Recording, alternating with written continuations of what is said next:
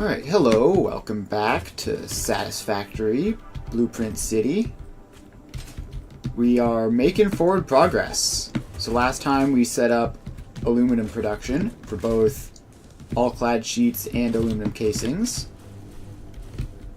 And yeah, off stream I had to run around and put some fires out because for various reasons all sorts of things were breaking up in the city. Like, we didn't have enough fuel production, so all of the tractors were like in danger of shutting down, and we didn't have enough canisters, and we were sending all the canisters we had to the wrong places, and so it was almost a catastrophe, but I was able to avert it, and now we are back to a relatively stable position where we can continue expanding. So let's head into the hub and unlock control system development. This gives us blenders and batteries and all sorts of stuff. So let's throw what we have in our inventory in there. And grab, looks like we need more plastic.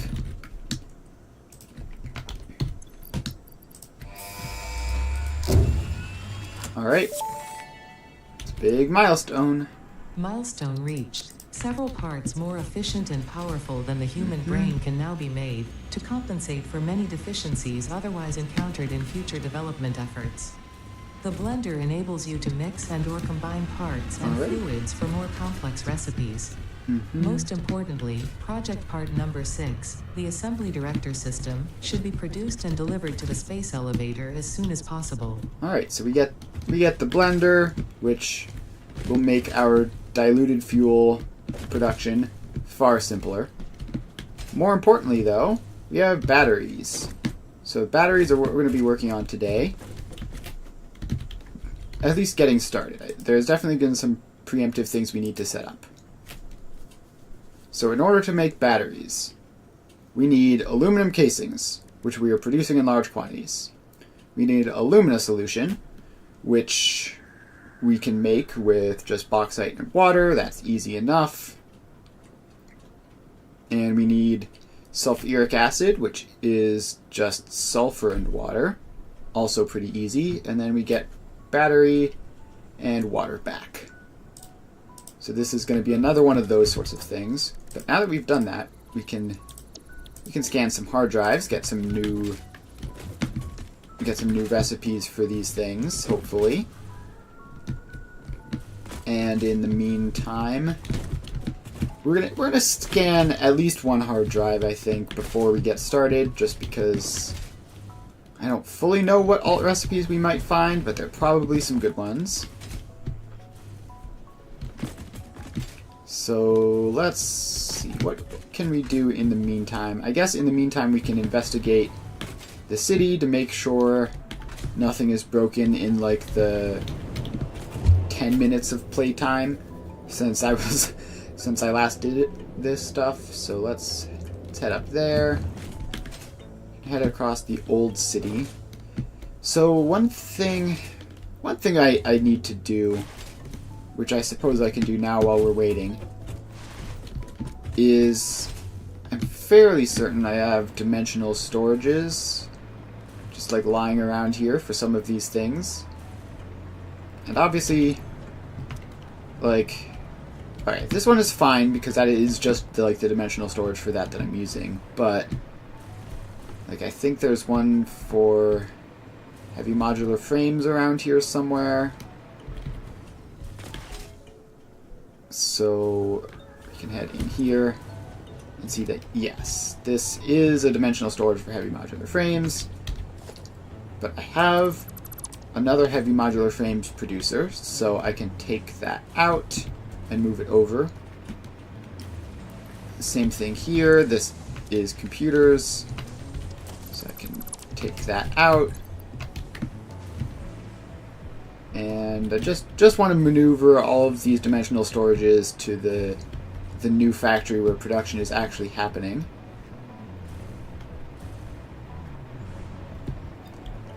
So we have computers and heavy modular frames, and seeing a whole lot of stuff without dimensional storages.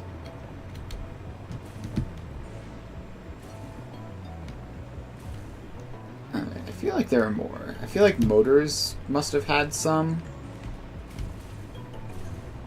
Gosh, what is all this mess? Yes, there's one hidden down here. And starting to run out slowly.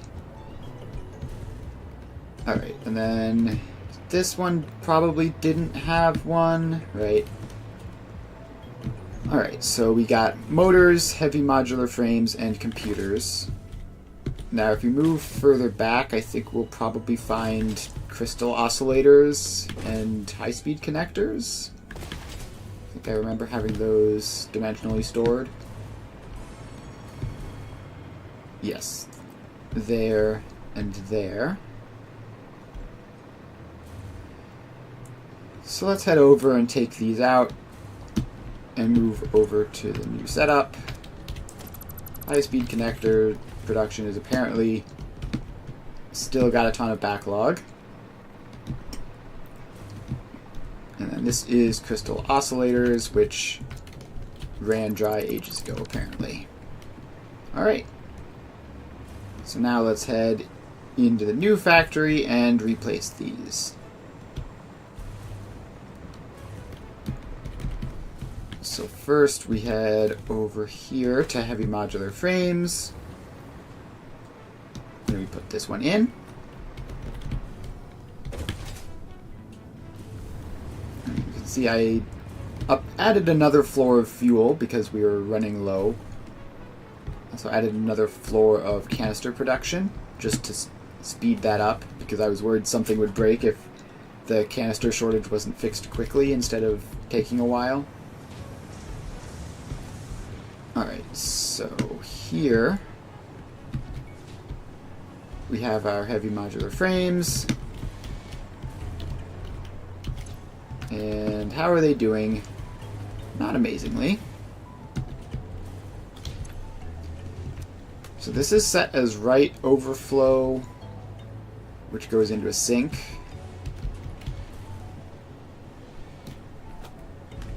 Well, let's get another smart splitter in and get a storage container in and say right any center overflow and put the depot uploader on it.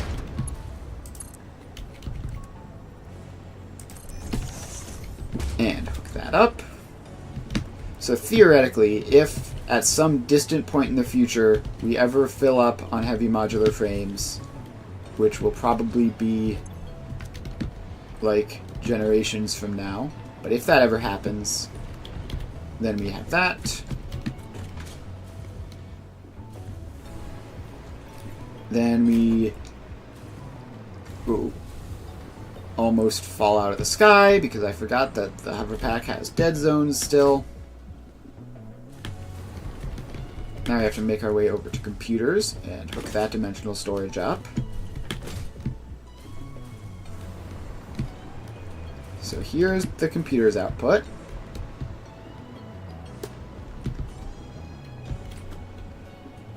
So let's just pop a quick foundation in. Put a storage container on it. So we need to put the smart splitter on this belt. And into there. And then we just say left is overflow.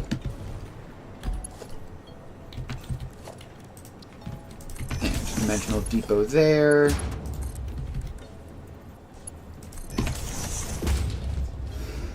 Alright, so that's that.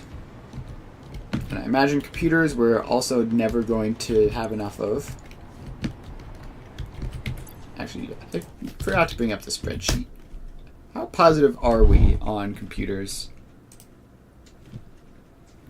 All right, we're like +1 a minute for computers and almost +2 on heavy modular frames.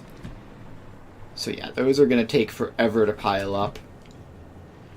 But they will eventually, assuming that these are actually working properly. Right. High-speed connectors are right here. We're actually +3 on these, so it's probably actually realistic to get some in the short term. Well, not short term, but medium term, I guess.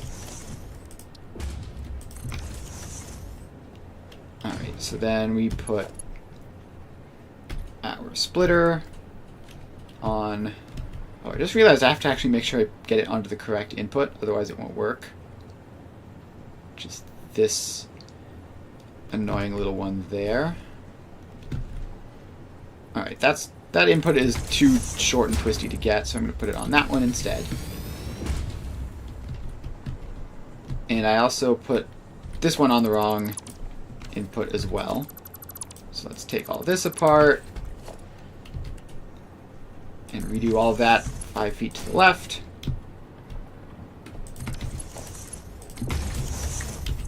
And left overflow. Then this one is right overflow. Alright, so that is pretty good. I don't know where we're outputting all this stuff. I guess to the new factory. Alright, so that's computers, high-speed connectors, and heavy modular frames. So now we need crystal oscillators and motors. Alright, here are motors. They go right in here. Get a smart splitter on that.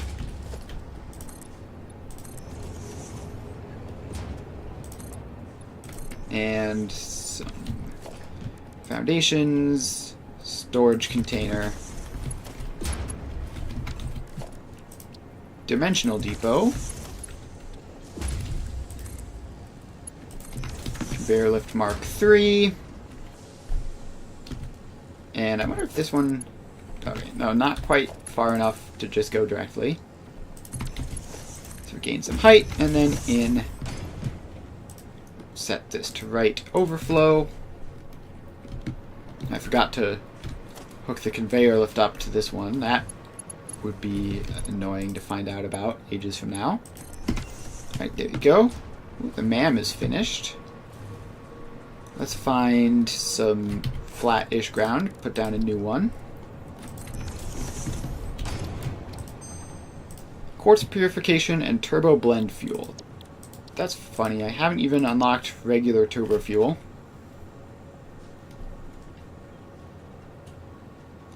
Dissolved silica and nitric acid. What on earth is dissolved silica even used for? I did not know that that was a thing. Huh. Weird. Alright, well, neither of these are exactly what I'm looking for at the moment. Turbo blend fuel isn't the worst thing in the world. But, again, not really what I'm looking for at the moment. Let's rescan this. We could do leached iron ingot if we really hate ourselves and want to add sulfuric acid recipes to everything. Alright. Well, first scan is a bit of a dud. Let's find the crystal oscillator output so that we can attach our thing to it. Where is that? This one over here, maybe? Yeah, it seems like it'd be this one over here.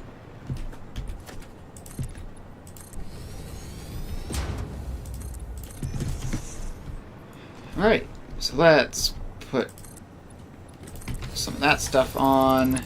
Actually, dismantle that, because we need this space here. Put the smart splitter in. Bring up the conveyor lift. And storage container. Dimensional depot. conveyor lift into storage container, conveyor lift into dimensional depot,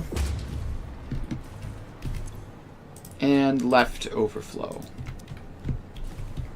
So in literally like a million years, when we are overflowing with crystal oscillators, we will get some into the dimensional storage.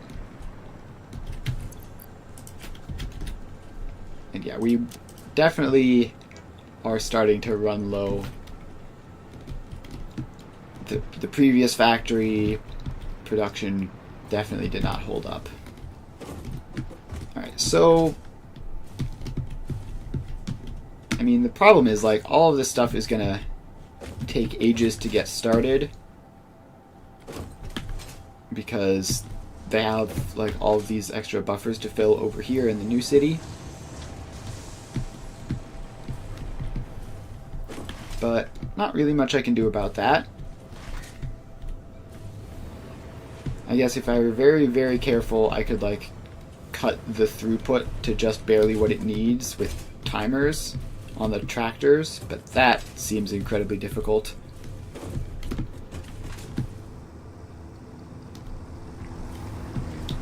So we're just going to deal with potentially having to pick stuff up manually once or twice. Alright, the freighter is also returned. That's good because I also have Mark V belts to unlock. Let's see how the crystal oscillator supply is even doing. Should be down here somewhere. No, apparently I missed it. Oh yes, I literally just walked past it.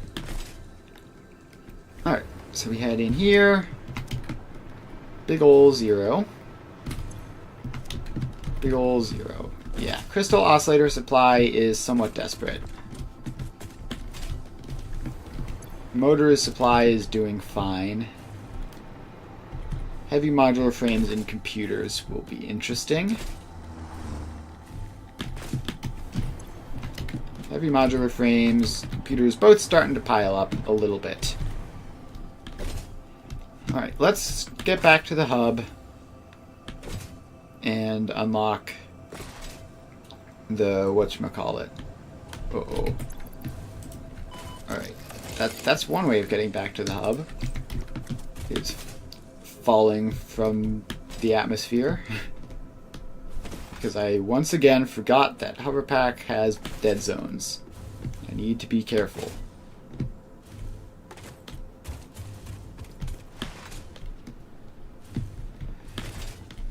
Alright, we're back out of the dead zones though, so that's nice.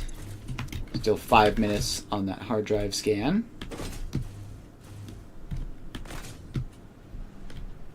Looking for really any all recipes to do with batteries or things that go into batteries.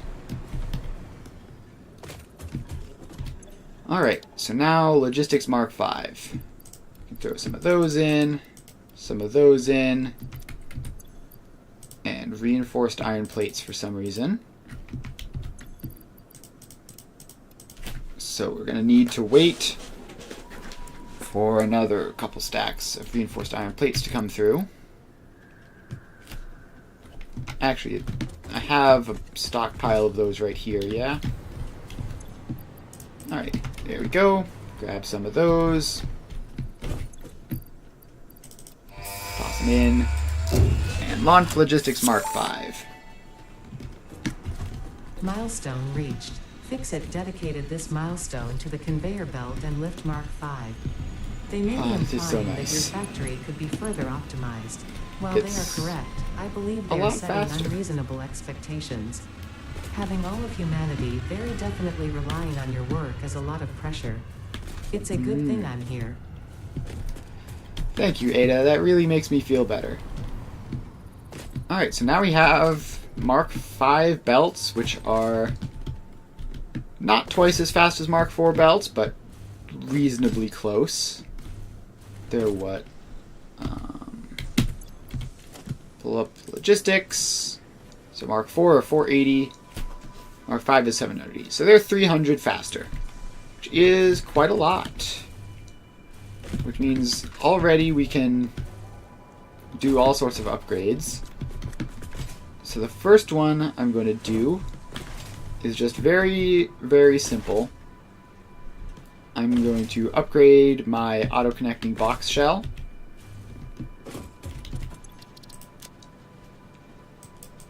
So we do this. And now we just have to go in and make all of the belts in this entire thing Mark V belts.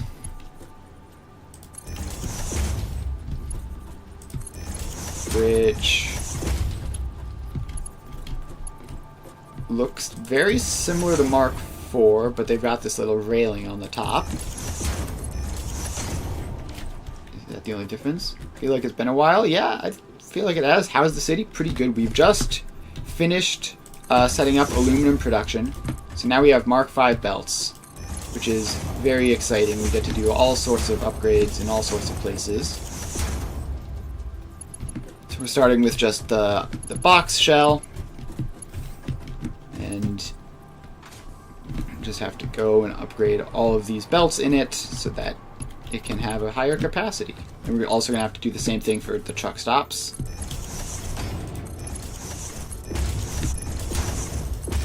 So there we go. It'll be a miracle if this box actually works after this, but I can hope.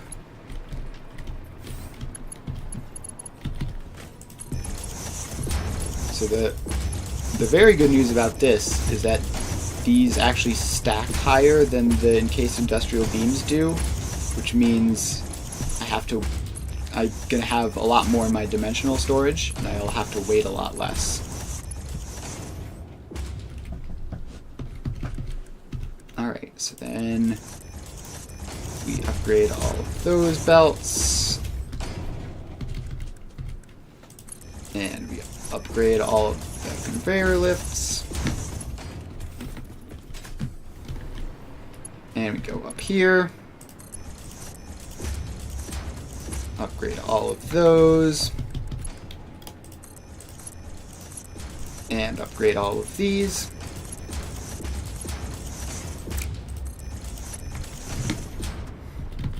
Alright, so that is the upgrade. So I'm just going to go in here, change that to 780 per belt. And overwrite. Alright, that's a huge improvement. Now we have to go to the truck stop and do the same thing. So let's load that one.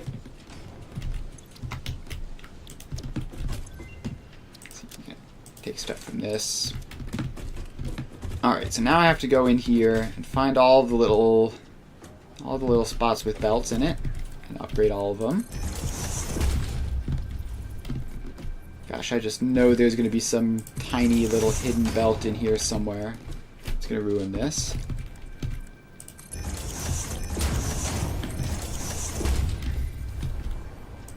Alright, so that's that side.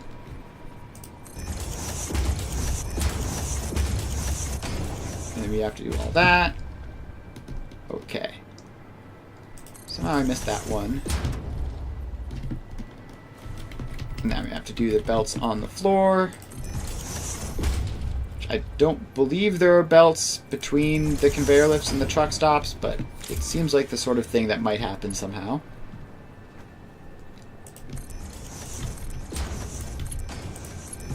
Alright, then we upgrade all of these.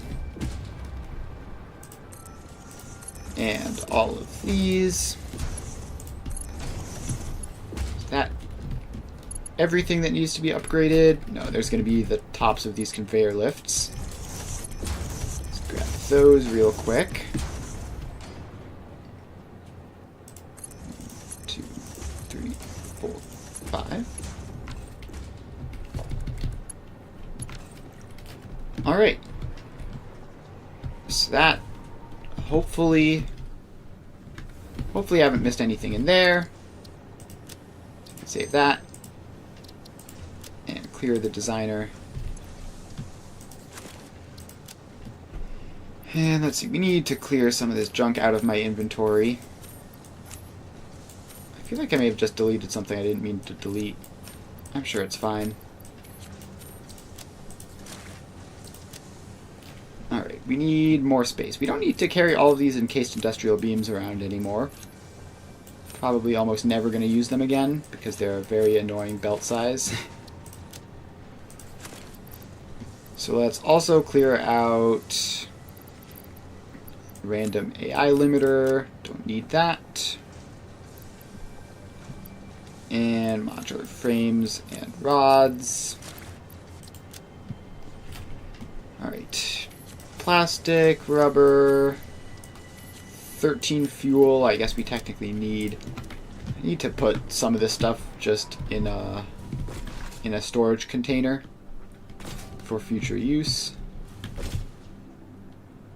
Some of this is like stuff that I need for exploration, because it's stuff I don't have access to naturally, but isn't stuff that I just need in my inventory, like you guys and you guys. And I feel like there's more. I don't need to carry this chainsaw around all the time. These power slugs aren't necessary to be in my inventory. Alright. Inventory slightly managed. Another hard drive scan. And we get instant scrap. Is this even useful?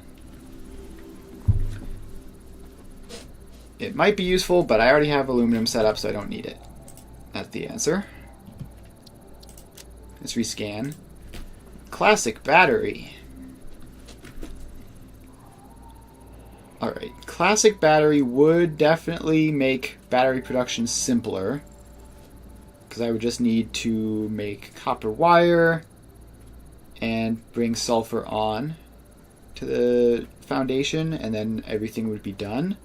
But I don't know if it's more efficient. In fact, I'm fairly confident it isn't more efficient. So let's take it first and do the math later. Not short on hard drives by any means. And then hazmat suit will only really be useful once we're dealing with nuclear stuff, and all of this stuff requires future production. So let's figure out batteries. All the way over here.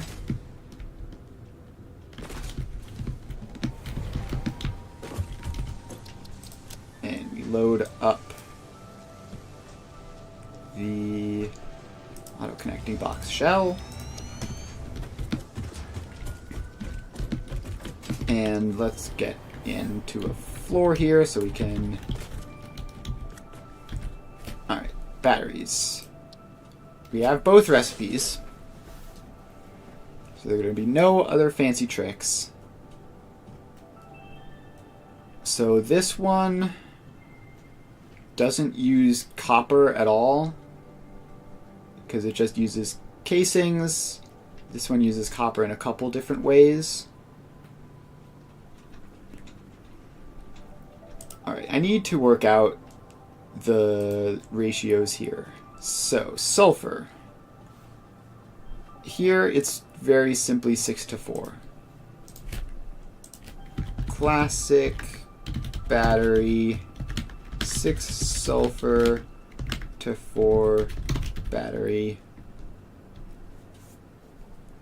And I guess I would want to count alumina solution to batteries, because that's like the base form that it is here. So all clad aluminum sheets are 7:4.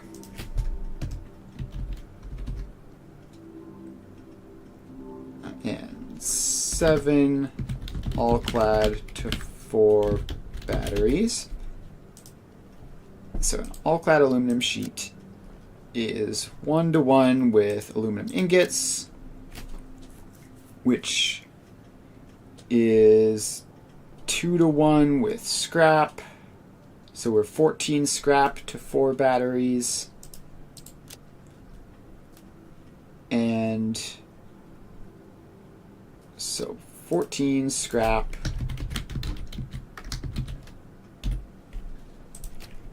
And then 14 scrap here would be 8.4 alumina solution. 0.4 solution. We don't need to go all the way back to bauxite for the comparison. Alright, so then we go back to batteries. And then there's also plastic and wire involved, and quite a lot of each as well.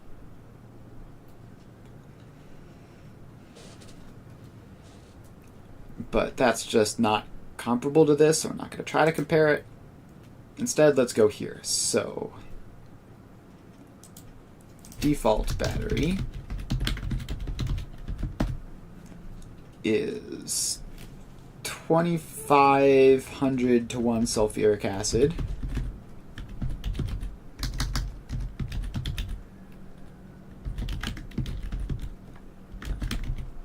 And this is compared to 1 battery, whereas the other one is to 4 batteries. So I guess multiply this by 4 or divide those by 4. Let's multiply these ones by 4.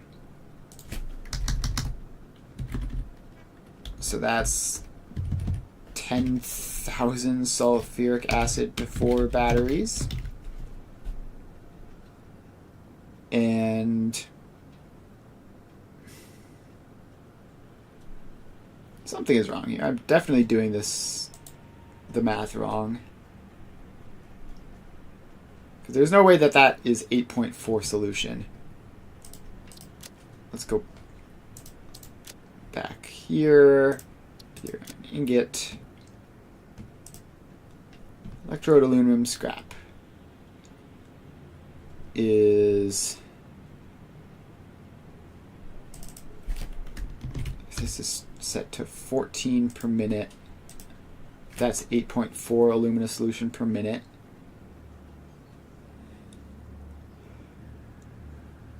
Okay, no, but that's a ratio, so...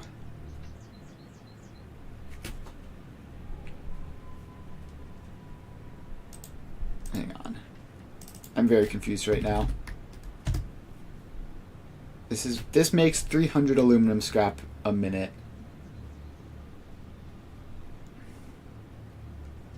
These numbers aren't computing. Oh, because this... Are they using commas like decimal points here? Are they British people? I think they're British people. Alright. So then that would be 10 sulfuric acid for rounding off the thousands, which is, I'm pretty sure, what's happening here.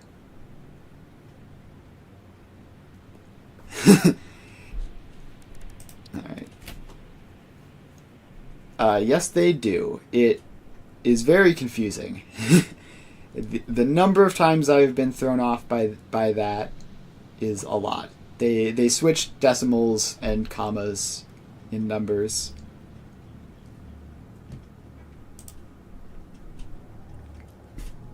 Yeah, because they're using both in the same thing. The 2.5, 2,5 there. Alright, that's confusing. Alright, so then that's 10 sulfuric acid to 4 batteries. And 8 alumina solution to 4 batteries. Solution to 4 batteries. And then we just have to figure out the casings. So it's 4 casings to 4 batteries, which would be 6 ingots, because it's 3 to 2, which would be 12 scrap, which would be another 7.2.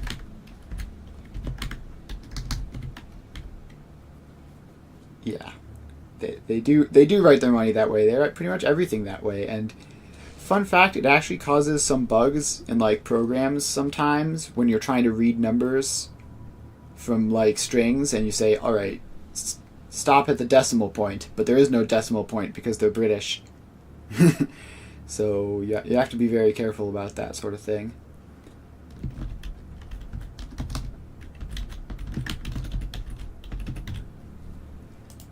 Alright, so if I've done the math correctly, the default battery recipe requires considerably more aluminum stuff than the classic battery does, because that is 2-to-1 there, and then there's also making the casings. So then we just have to figure out how much sulfur it is. So 2.5 sulfuric acid to 1. So we need 10-to-4.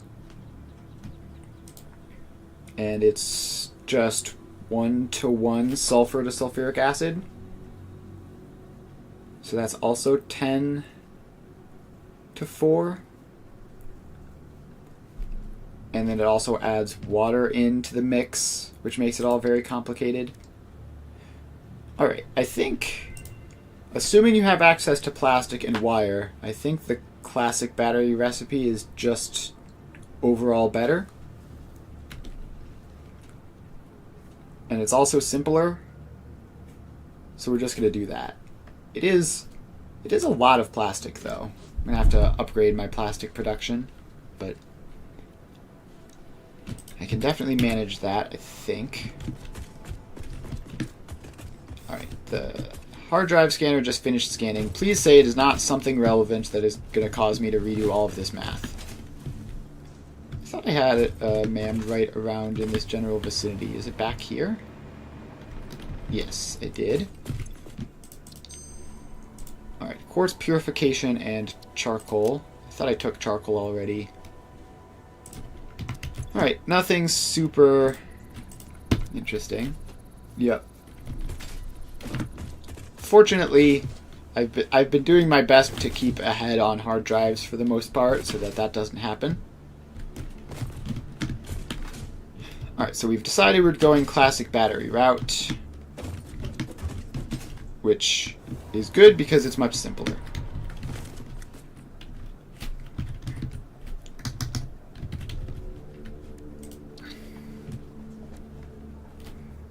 Should you burn a few before getting into aluminum?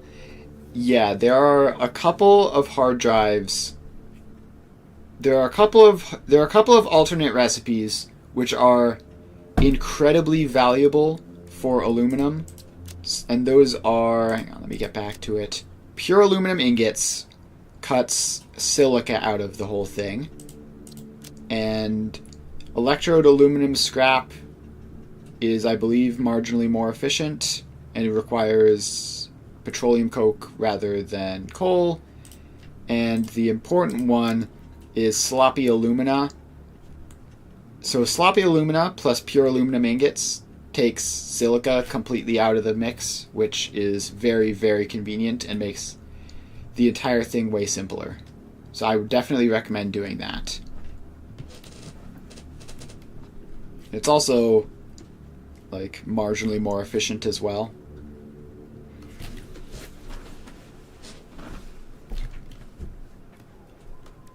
So yeah, if you're doing aluminum, you should definitely get sloppy alumina. It's great.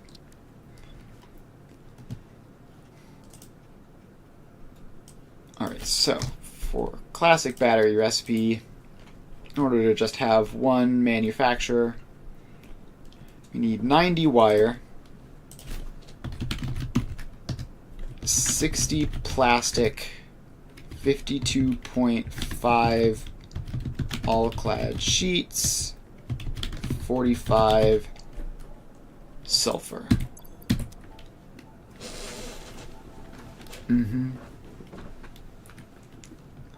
Alright. So, sulfur is easy, that's just going to be an import.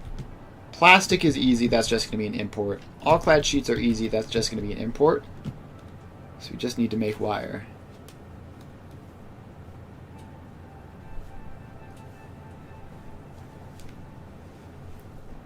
Ah, your computer... Yeah, I do remember that, yeah, so it turned out to be a water cooling problem. That's good. That's good. Really sucks when your computer doesn't work. Alright, so we need to make some copper wire, which I think we actually have copper ingot production properly set up now, so we can just do 3 constructors. Yeah, if the CPU was broken, that would be a lot worse. Glad there was a easy fix. Alright, so we just have to put this manifold in.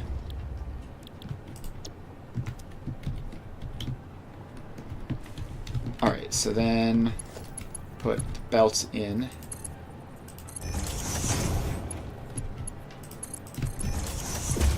Put the belts in, and 15, 30, 45. So Mark 1 belts are sufficient for the front half. And then we just need to merge them all up.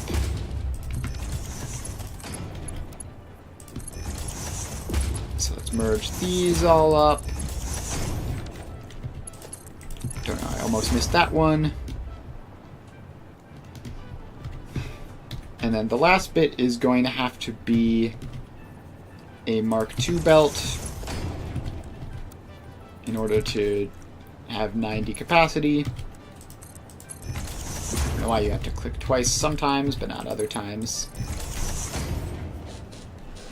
Alright, so that is wire set up. Just have to go like that. It's, of course, being finicky and annoying about it. Alright, it would actually be easier marginally. So if I mess these splitters around so that that one is the one that they go into first, then it'll be... Well, first of all, I'll only actually need 1 splitter, and second of all, it'll be balanced, so it'll start up faster. Which would be a pretty neat little win there. And it also gives enough space for that to loop into it. Alright, now we just need to put in floor holes for the rest of the things. This one's going to be kind of hard, isn't it? It can be over there. Give it some space.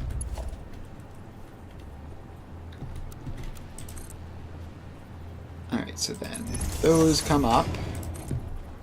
I don't know how fast they need to be. Reasonably quick, but they're like near the capacity of Mark 1, but they don't actually have to be Mark 2. Pretty convenient.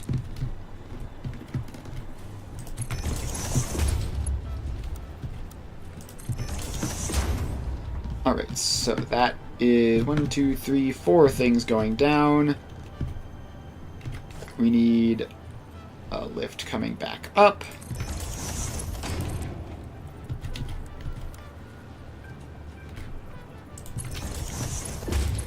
And in that goes. We also need to upgrade those. And I think the 4th one as well. Yeah, so that they can keep up with being an entire stack of these. Alright, so now we just have to go downstairs, get the manufacturer in, and we will be done.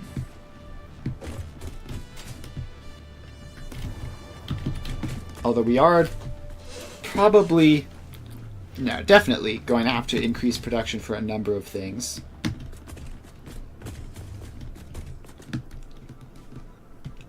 Alright, so first things first, we need to put in a manufacturer. Which, let's hold it. How close to the back? Let's put it like there, maybe. Actually, does that intersect with that? Almost. This is probably far enough back.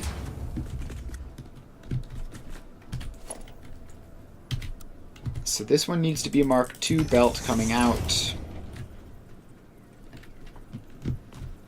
And then it needs to just get over this way a little bit.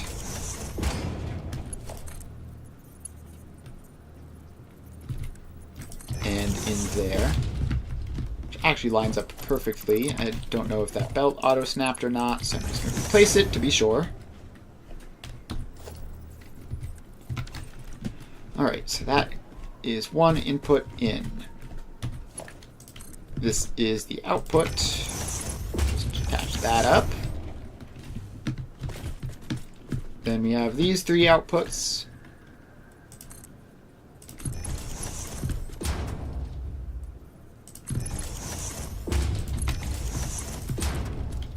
So then this comes around here. And in there, at the lowest level, this one comes around there. And in there. And then this one comes around up there and then down. And classic battery alternate. And it's hooked up to the output. So now we just have to put in the power line.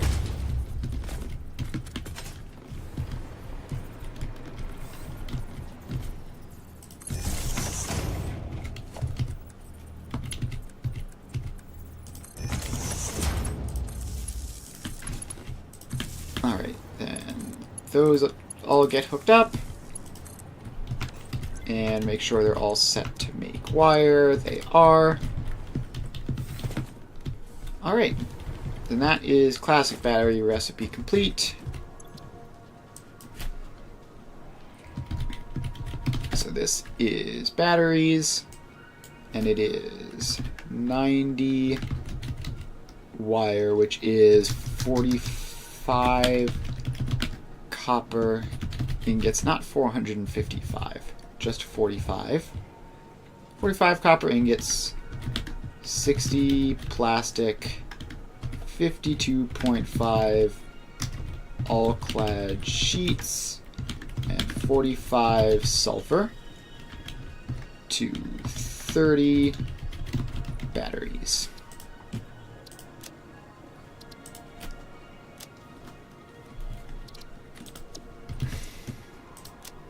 Alright. That's success. Now we just need to clear out the old inventory. I have an empty spot or two. Alright. Now the MAM finished, so let's go take a look at what is scanned. Diluted fuel or instant scrap. Neither of those really change anything. Let's just do another scan. Probably take diluted fuel in the future, just for convenience. Alright. So something I've just realized is I never put the aluminum stuff or any of the new factory stuff into the spreadsheet. So let's do that so we can figure out how dire the situation is in terms of production. We're going to need to import the sulfur. We're going to need to upgrade plastic production. And the copper should be fine. We should have more than enough of that. And the all clad sheets probably are going to need to be upgraded substantially, which is going to require a whole giant ripple effect of upgrades.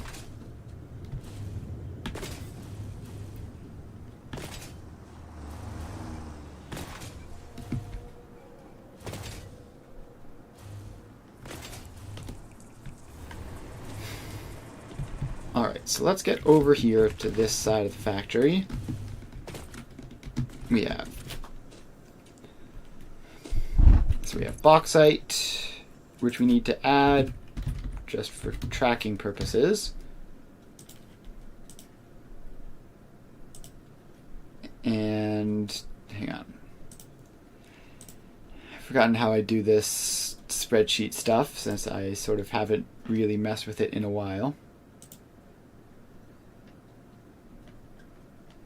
Alright, so let's scroll over to the end and also add in another bauxite column. So it's AL for that.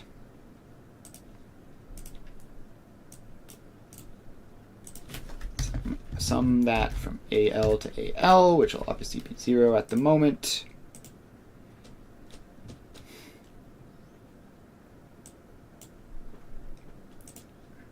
Alright, so that's bauxite very quickly added in.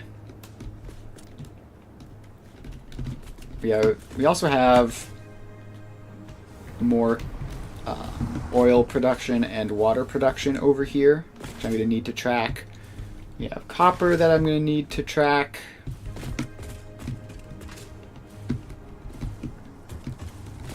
And petroleum coke. Alright. Let's not worry about getting the spreadsheet set up perfectly right now. Instead, let's just look over at the all-clad aluminum sheet production and see how much of that we are making, since that's going to be like the primary limiting factor here. We have a giant backlog of stuff.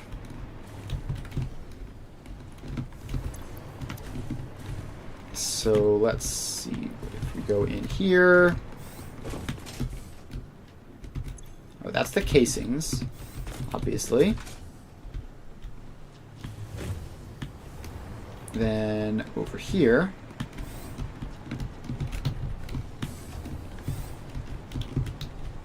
if we can get in the door, which I think if I crouch jump.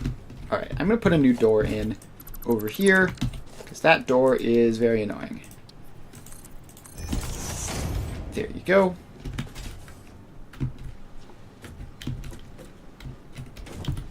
And I'll take that door out and replace it with a wall. So we're looking at 30, 60, 90 all-clad aluminum sheets, and our new factory requires 52.5. So that's enough there. The plastic upgrade, I wonder if that will have a ripple effect and break other things.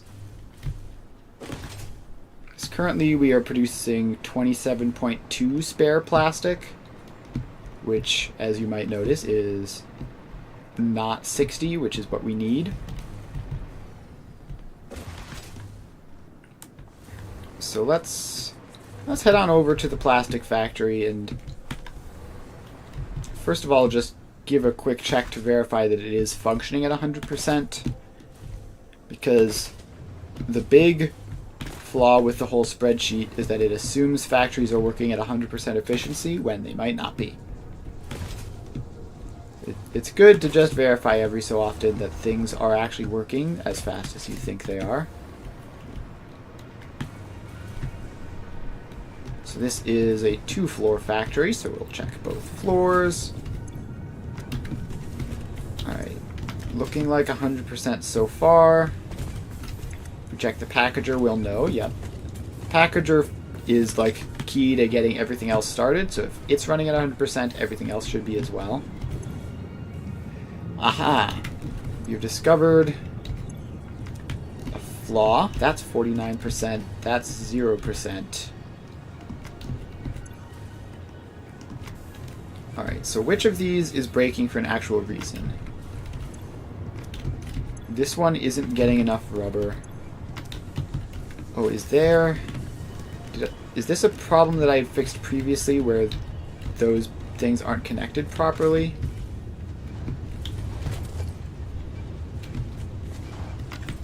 Yeah. So this belt is for some reason bugged for somehow, and the rubber doesn't go through it. Oh, because it's a smart splitter. Right, of course it's a smart splitter. Why is this a smart splitter? Alright, so that's that problem fixed. Now I am going to... So now this should be working, but I have to fix the blueprint for it. So, but let's get the third floor in.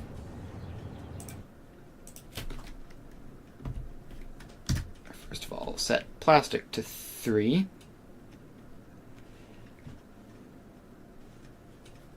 And that might cause problems for our fuel supply, but hopefully they'll be temporary problems because we're not going to be using as much fuel to power vehicles anymore. And in fact, hopefully none.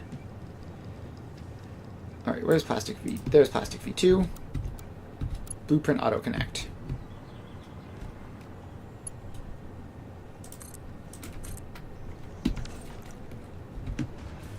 Alright, so we just place that in.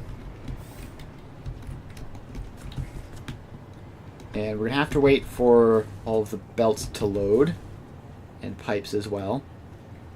Which takes some time. I feel like it takes more time recently than it has in the past. Maybe it's just because these blueprints are way more complicated than previous ones. Alright, so we need to hook the power up. Alright, power is attached. So most things should be starting. We need to go in and fix that smart splitter.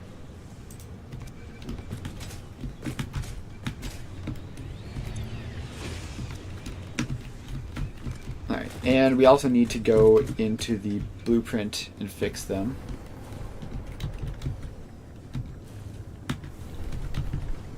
Alright, so plastic production has just spiked dramatically. Hopefully our fuel production can manage. Actually, how is the fuel stores looking? Let's head over here. This is the fuel output, so if this is fill, everything downstream of it should be. Alright, that looks good.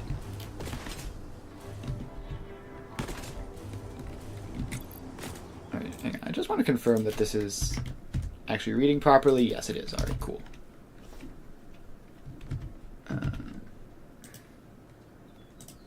Almost just typed the wrong thing into the spreadsheet. Alright, so apparently we have 120 net fuel. How much is being used here? Looks like 80 or 90-ish. That should be fine.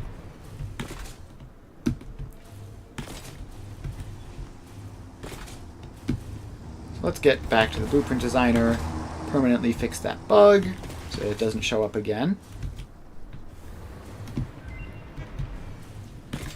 And continue scanning hard drives. Alright. We are in a dead zone again, but we have managed to find our way out of it and underneath the old city.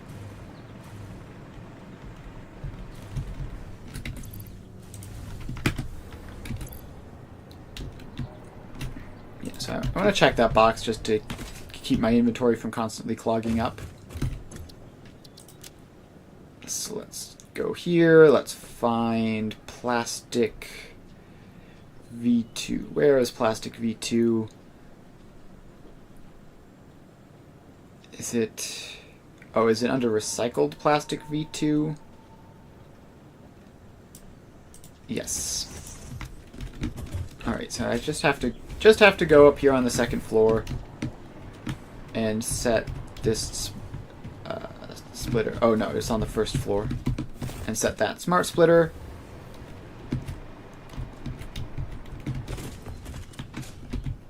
Oh, you.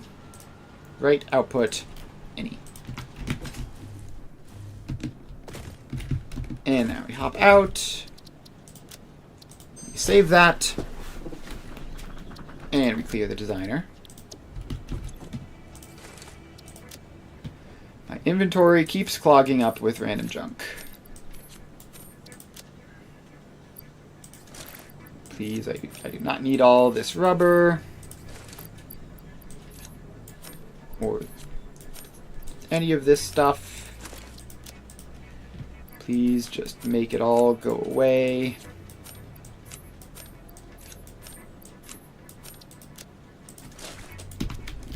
Alright.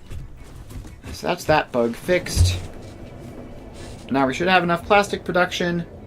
We should have way more than enough copper ingot production, I think. I don't know, but I'm pretty sure I made it relatively high quantity there. So we just need to get sulfur. Sulfur is the thing we are missing at the moment.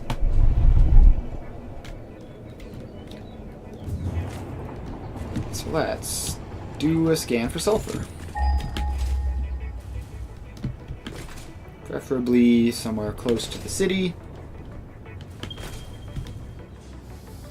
Alright, there's one actually astonishingly close. Like, it might be under the city, that's how close it is.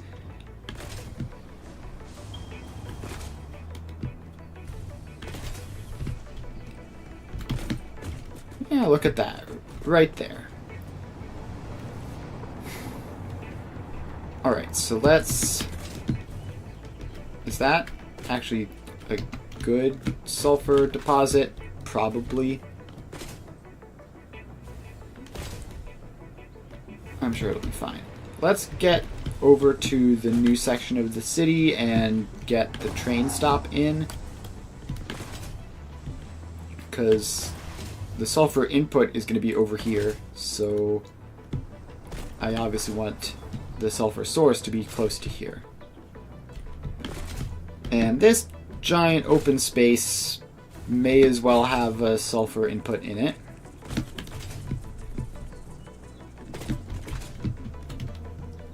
So first we finish this road.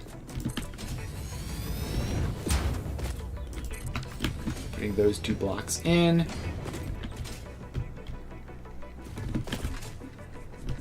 Alright, what is this empty spot for? Oh wait, no, this is the interface. I don't want that road to be finished. I specifically actually want this road to not be finished, so that we don't actually go across it. I thought I was already in the new city when I passed those buildings, but I wasn't. Alright, so we go across here. And this giant empty space looks just as good as the last one. So yeah, let's plop a floor tile down here. Put a truck stop on top. And it doesn't really matter which direction it's facing because this is just a pure input. And then we put the foundations to loop around it.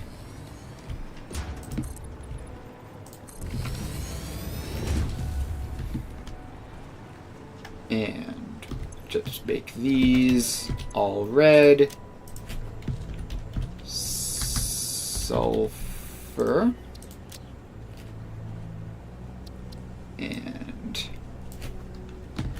output sulfur.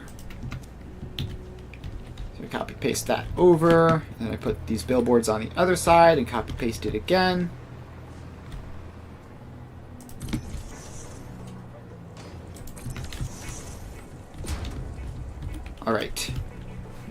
we have that. We just need to hook this up to power, like so.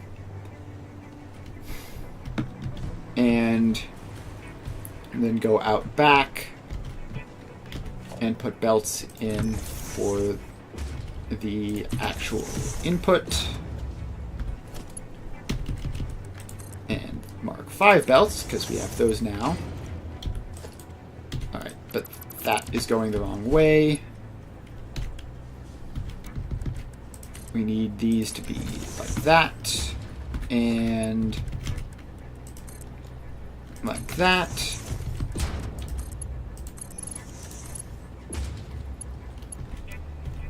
And to go in. So that should be 780 on each side, which, if I ever need more sulfur than that, somebody please help, because something has gone horribly wrong.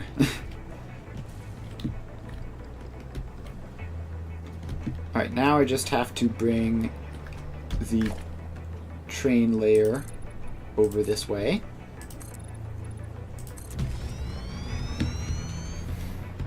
So this is the layer where all of my trains are on.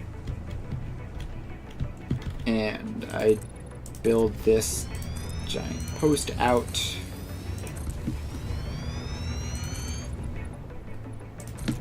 So this is going to be where we put the train station. Although we have to be a bit careful not to run into the canister return back there. One of the downsides of putting the canister return underground. But it's fine, we shouldn't need that much space, and we can just go the other way if we need to. Alright, so we can put the train station in there. And like that. And fill out that little bit of space, just because it looks weird. We have switched building material here, because now we're in the train hub, so that train track barely reaches around sharply enough, which is good. So now we pop some freight platforms in. 1, 2, 3. Why are you like this? Please face the normal way that I want you to face.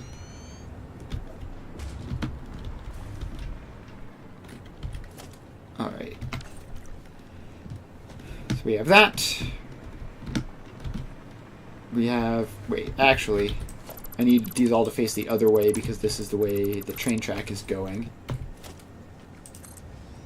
And I want to have my space on the other side. Alright, so I have plenty of space over here.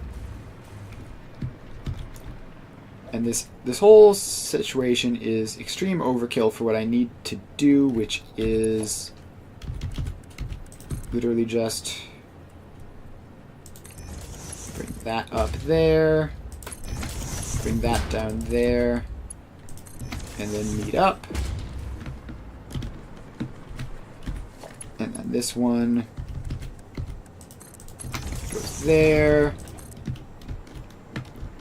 Comes around here and then meets up with this one.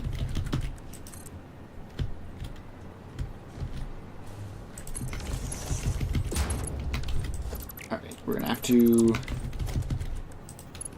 fix that alignment a little bit, but they fortunately just snap directly into each other. Alright, train station done.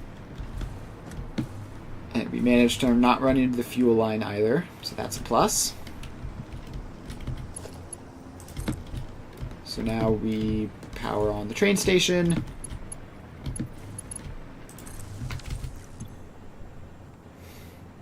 And power is still looking fine. We have summer sloops to do power enhancer or whatever it's called if we need to, but I don't think we will.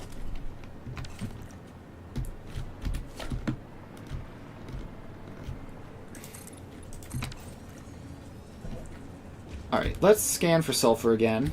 See where the closest node is. And wait for it. Alright, so there's this one, which is impure, and this one, which is normal, and they're approximately the same.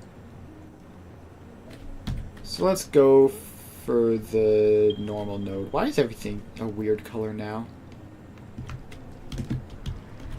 Alright, so because of that, it's actually slightly awkward. So this doesn't have to turn all the way around, but it's going to have to just to get out of this.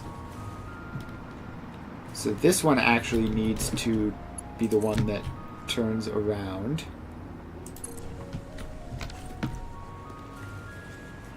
And then we take the foundation out this way. And then over that way. Swap to jetpack since we're going to be kind of far from power for a while.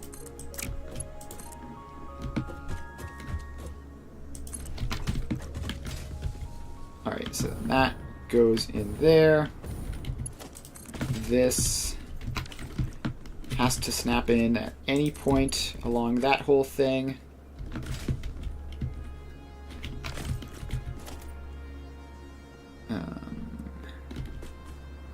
Set up like that. Turns too sharply.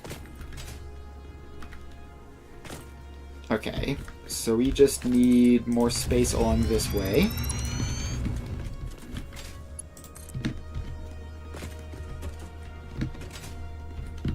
Gosh, this particular train station is somewhat incredibly awkward, just because of where it's facing and where it has to go.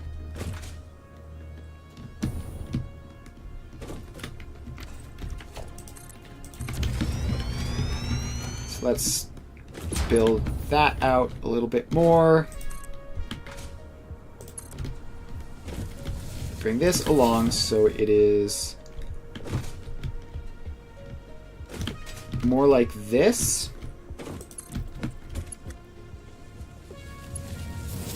And then bring that a bit forward. Then that can snap into there, and we have our loop. Fantastic. So now we just need to bring this up to that sulfur node. And let's make sure it's nice and central first. No, not train station, railway. Alright, so the sulfur node, scan again for it. It is there. Yeah, alright, I can see it barely in the distance. That's convenient. So we head up this way. And then take a right.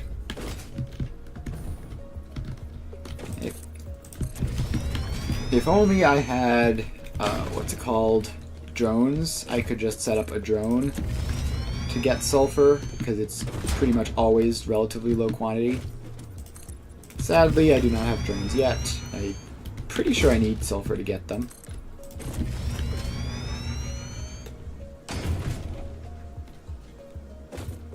Alright. Keep going along here. Sulfur is very close.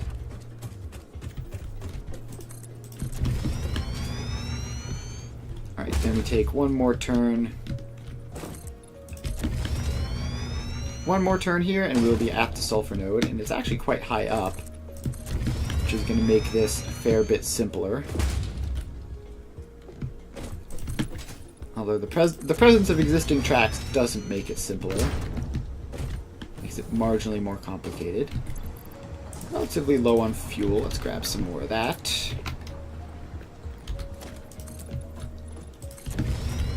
So let's make this wide enough for a train stop.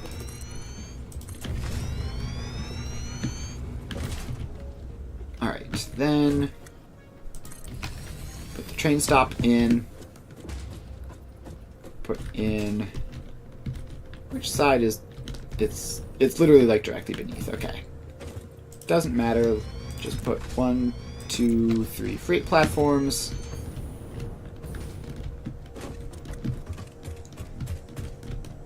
And so now we come down here.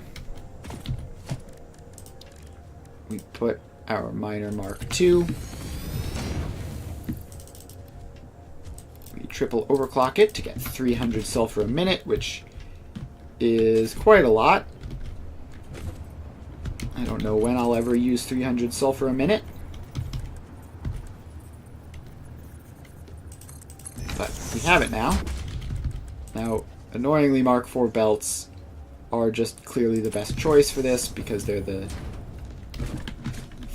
lowest belt that can keep up. So we'll use those.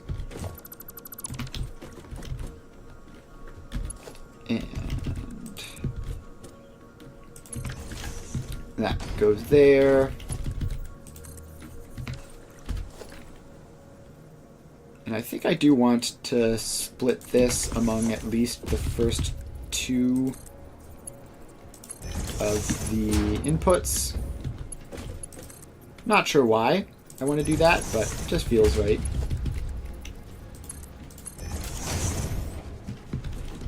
Alright, then we do that. The next step is getting the power out of the train station.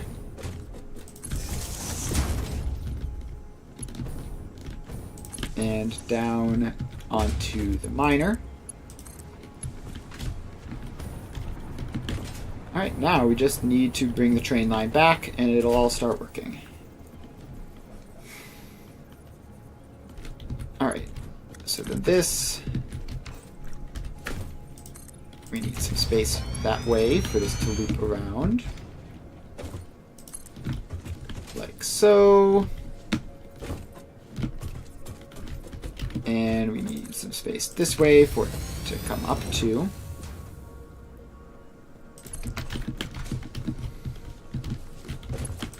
Then we just need to expand this out that way. And connect that back in.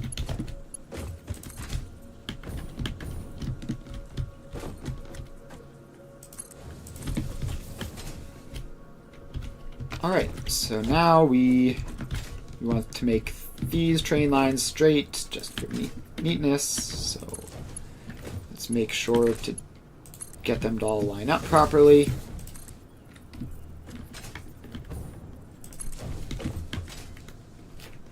Now we just bring this back and we'll be done.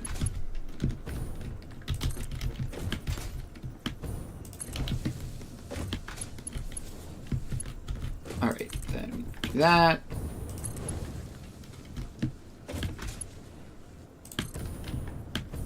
And almost at the curve. So we just make this curve real quick. Something like that. Not quite perfect. We're going to have to realign. And keep moving.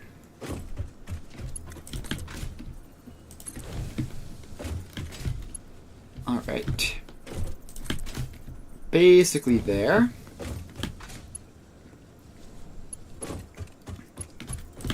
This should be the last section. Yes. It connects up. I think if I squint I can see a green line off in the distance. Hard to say, but we'll know for sure when I put a train on it. So let's do that. Train. And car, car, car. And open train menu. Edit timetable. I didn't label either of these. So we're just gonna put them both on the timetable and see what happens. And then label them retroactively. sulfur supplier labeled. I have to run all the way over there, which I was hoping I wouldn't have to do, and label it.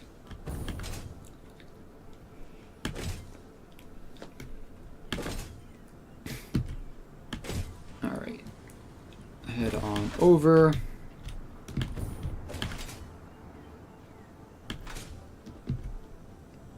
Almost there. It's really quite close, which makes it not a big deal. Alright, and then this is sulfur source. I happen to know that it's 300. So there we go. Sulfur source added. And that's more sulfur than we could ever use on batteries. And we don't have much other use for sulfur at the moment. We could make turbo fuel. We can make turbo fuel with our sulfur. We can make, I don't know, some other stuff probably. The important thing is that we can make batteries with it.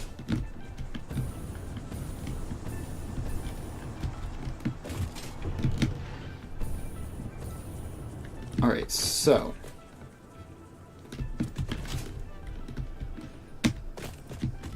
this is the sulfur output. It's hooked up, right? Yep, it is. It's hooked up to the correct ones as well, which is a nice bonus. So each of these sides should be getting 150 a minute, which is not the ideal way to work this. Like, ideally I would have them... I guess technically it will end up balancing at the source, so it's actually fine. So now what I need is I need the actual battery factory. So it needs a plastic input from the interface. It needs a copper input. It needs all clad sheets, and it needs sulfur. So is this plastic input working properly? It looks like it is. Alright, so then that means we should have everything. Assuming copper is looking fine. Where is the copper? We're not like somehow using every single scrap of copper, right? No, we're doing fine. Alright, so we need 4 inputs, which means 4 truck stops, which means 2 floor tiles of that, and a 3rd floor tile for the factory itself, and a 4th floor tile for the output truck stop. If we need an output truck stop, this is just batteries. I guess it technically doesn't, but it's going to be 3 anyway, so it may as well just be 4, so it's a 2x2. And it's hard to tell, like with how the city is designed, where exactly I should be putting it. I guess I can hover up and take a look. So like we could move further along westwards so that it's more lined up with the interface, or we could put it along this way so that it's more lined up with where it currently is. There's not going to be enough room in these gaps for it. Let's put it in this gap here. Seems like a reasonable spot for it. Can I see it from up here? I can. That's pretty cool. Alright, and then that goes there.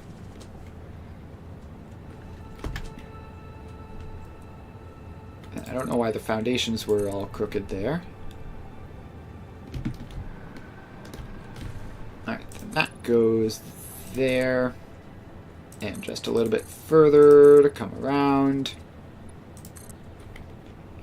Then the roads, which are build mode blueprint. Go there, and then there. And then there, with an intersection. And then we fell out of range of the power, but we're back in it now. So build roads there and there. Close off that loop.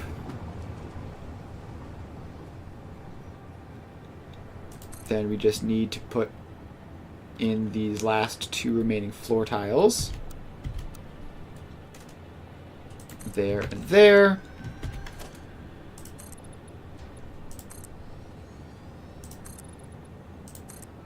And loop this whole thing around. Alright, now the truck stops go in. That's 1. Wait, was that on build mode default? Did that land properly? No, it didn't. Alright. We need to go dismantle mode blueprint to get rid of that. Alright, that's 1 truck stop. That's 2 truck stops. That's 3 truck stops. We're short of iron plates. And let's find the battery. Short of iron plates and concrete. Iron plates are annoying to be short of because I have to go all the way back to the hub for those. I don't have any at all produced on the factory because it's just such a silly little thing. Concrete I can manage.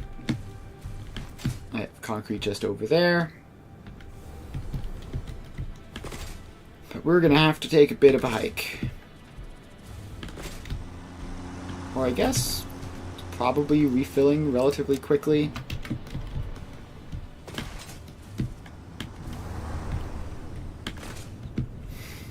It's not the slowest refill in the world, but probably have the Mercer Spheres to upgrade refill speed, actually. I should do that. And speaking of upgrades, I also probably have batteries to do. Let's grab some concrete. Let's grab some concrete and set up a MAM just out of the way here. We get charcoal and coarse purification. So if I go to alien technology and upload upgrade, I just need to grab SAM fluctuators. Did I grab enough? Did I not grab enough? I did? Alright. Upload upgrade 240 a minute. That's the last one of those. Dimensional upload speed increased. Every particle now has encoded potential reconstruction memory for when any part using that particle is recalled, And enabling instancing on the here. fundamental particle level. May as well grab some more and unlock the power augmenter. Your cycle songs will only deepen the layers. I'm always working on myself. The time will come.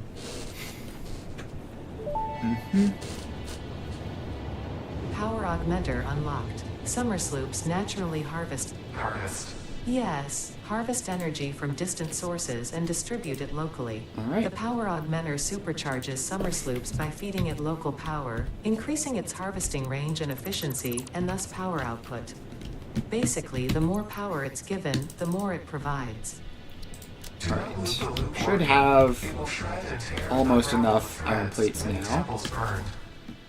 Good to know. That confirms that hypothesis. And also now we're on max upload speed, which means all sorts of things should be showing up a lot quicker now.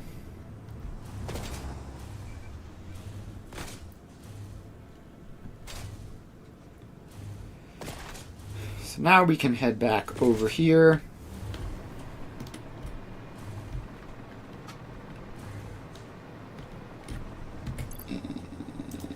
And Alright, so this was the new factory I was building here. So let's go blueprints, battery, and in. Alright, now I just need to wire everything up and drive the truck routes, and we'll have battery production. So first of all, I need to figure out what order these things go in. Far left is copper.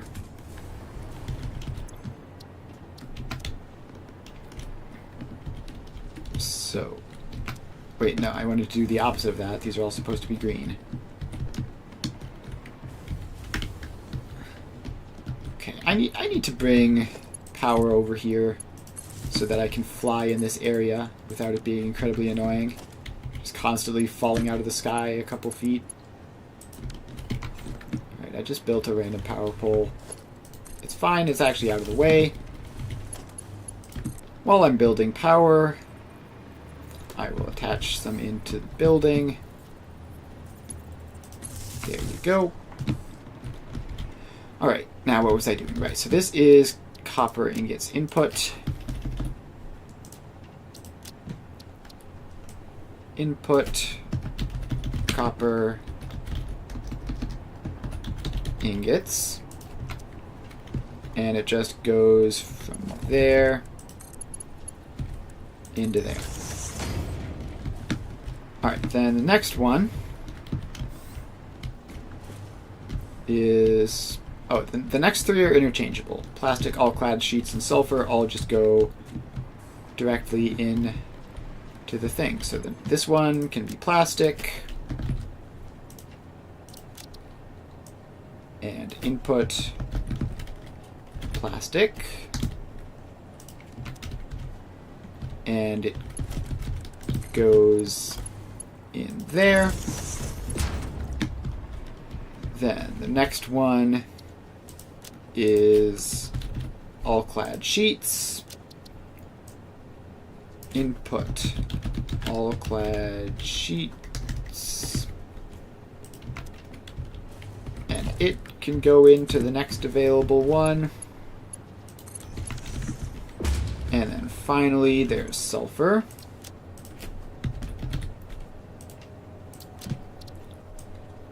And it can go into the next available one. Alright, conveyor belt's too long. And also, this one is getting in the way. So this one can come down a little bit. Just to help solve that problem. Didn't quite work, but at least I tried. And then this is batteries. Alright, this has to be green as well, because that's an input. And then so this is output batteries.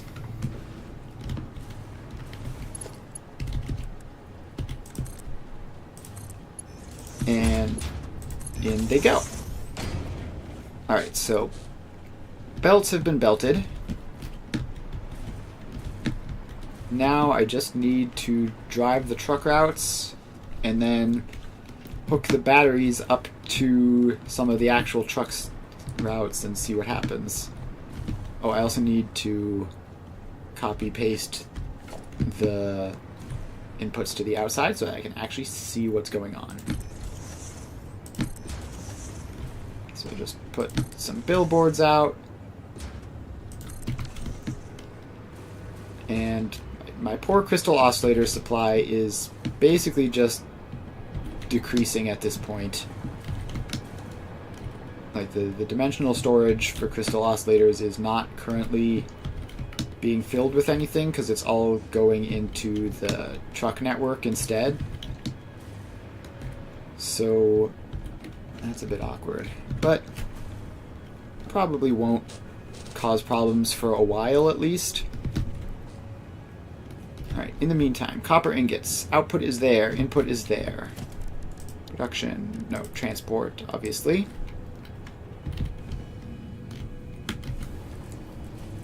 Alright. Tractor. Alright, I need fuel for these. I also need to be able to open the crafting bench. You get some fuel. Alright, so we are going to have to set all of these to unload, of course. Let's not forget to do that. Okay, so we speed past there. We just have to get to the copper ingots output before any of this madness catches up to me. Alright. We get around the turn. We get around the turn just in the nick of time, and now we are stuck waiting. Stuck waiting in line. So let's load up a cargo full of copper.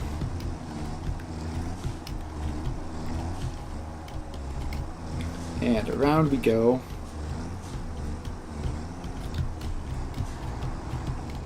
Good golly, the entire population of the factory just decided to show up at this exact moment.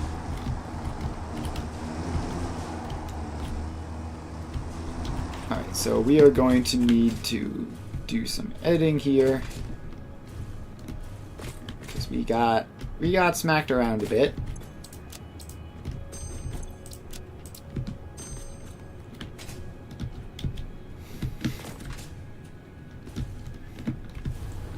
It's very hard to tell which of these paths is going to which, but I think it'll probably be fine.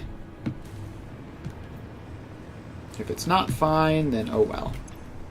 Set that to unload. And save this as copper for batteries. And hide path nodes. And off you go. Alright, so that is that. Next up is plastic, which is going to be all the way back to the interface. So let's get going. Also going to have to set this to unload. Drive around and out this way. I believe it's fairly far down in the interface, so I want to get in that direction relatively quickly.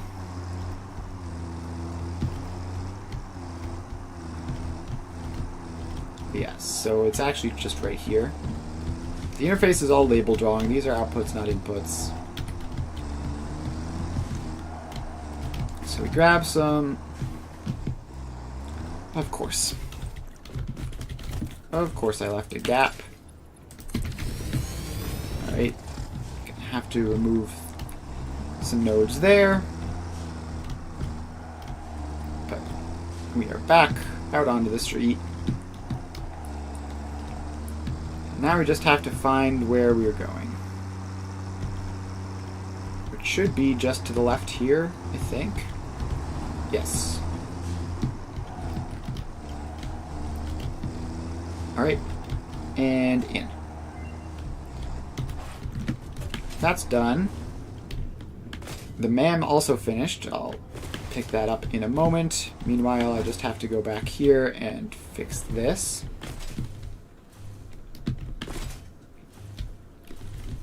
So we have an unnecessary 9-second wait.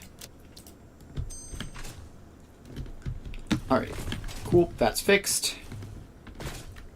Now let's get a MAM set up so that we can continue running these hard drives.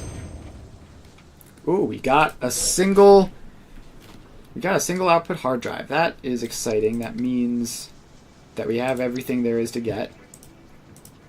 So let's start taking things. And just keep taking things. And now we can scan another one. Alright, so now we just have to get back to the plastic.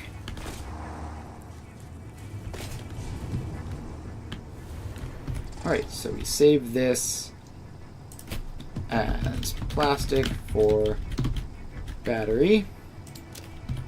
Enable autopilot. Hide path nodes. Off you go. Set you to unload. And while we're at it, just set these two to unload as well.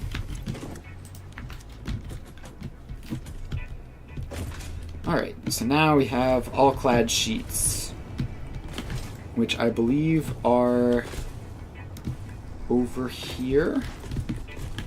I don't know where the output is. Alright, where is the all-clad sheets? I'm pretty sure they're over this way. Are they far over this way? Okay, no, they're up here. They're actually literally right next to me. Got it. That's a simple route then.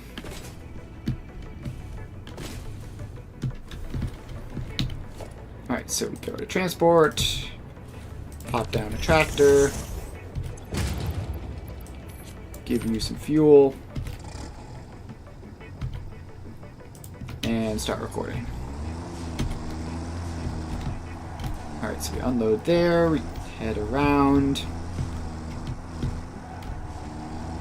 continue heading around, and we take this U-turn, and go all the way down to the end of this road, take another U-turn, and then we'll be there. Don't get hit by passing vehicles. It would be annoying.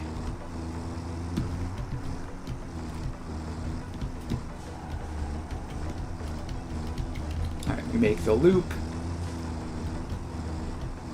And in here we go. We load up there. Then loop around. And back out. And to the finish line. Alright, another path success. So this is all clad sheets for battery. Save that. Enable autopilot. Hide path nodes. And it can get going. Next up is sulfur. Pretty sure I put sulfur over there somewhere. I'm also going to need to bring fuel to sulfur, which I guess I can use batteries for.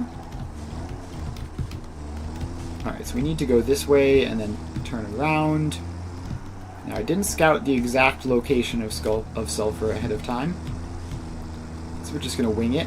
Head over that way. I think it's over by petroleum coke. Or no, it might be like in one of these little gaps in there.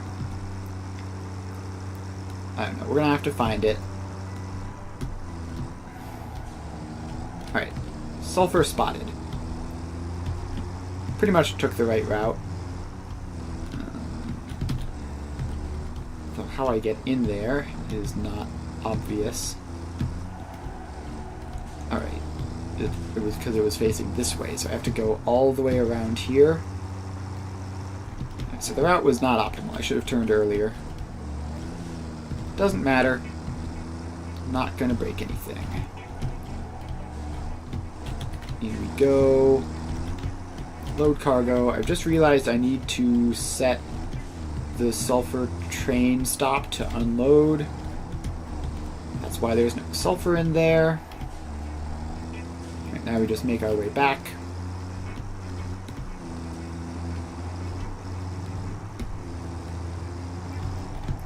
And we take a right here. And we should go until we have to do a U-turn.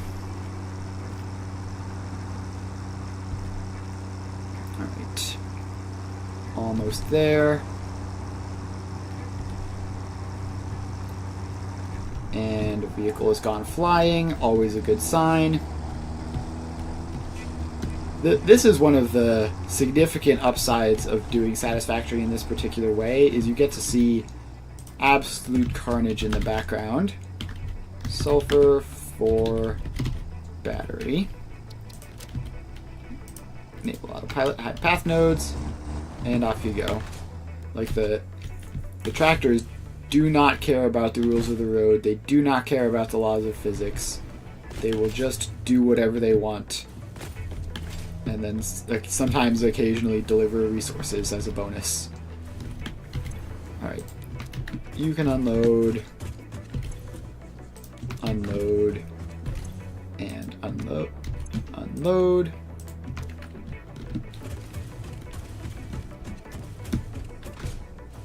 Alright. I believe that is the train out there. So I have to wait for it for a while to come back. So weirdly, why are only the back two being filled? Oh. I think I may have made a slight mistake. It's fine, I can fix this. So all I need to do is just balance these real quick. And like not even a full balance. Like literally just splitter there, merger there.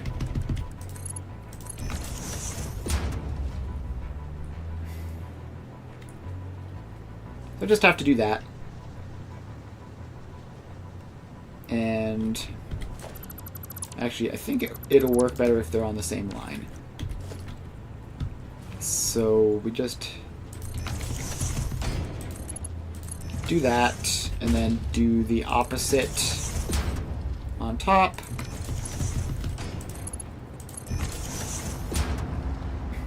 And this should be balanced-ish. Balanced enough anyways for the purposes of what we're doing here. And also while we're here, I need to bring a fuel belt, which currently is carrying packaged fuel. Hopefully in the future we'll be carrying batteries.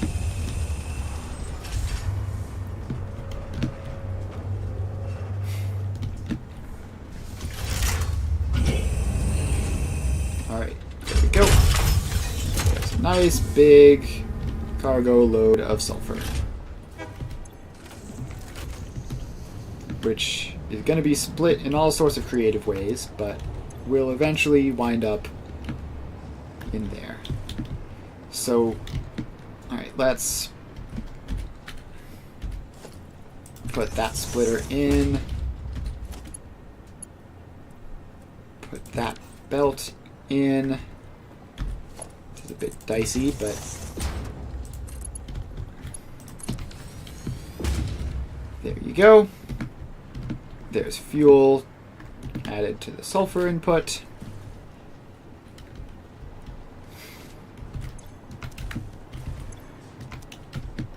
So now that tractor should be showing up to carry the sulfur over to our new battery factory. And I don't actually know how this is going to work, so I have never swapped between fuel sources before. Like, I've always just used one fuel source for the entire time, which means I don't know how it's going to work. I feel like a lot of tractors are probably going to get stuck or manually updated. Because like what I'm imagining is going to happen is the tractor is going to have fuel in it. It's going to see a truck stop with batteries in it and say, well, I can't take those batteries, I need packaged fuel instead. And it's going to cause a problem. It'd be very nice if it just worked. Alright, speaking of things working, how is this going? The other three inputs are here. The copper is getting wirified, although it's just about backed up.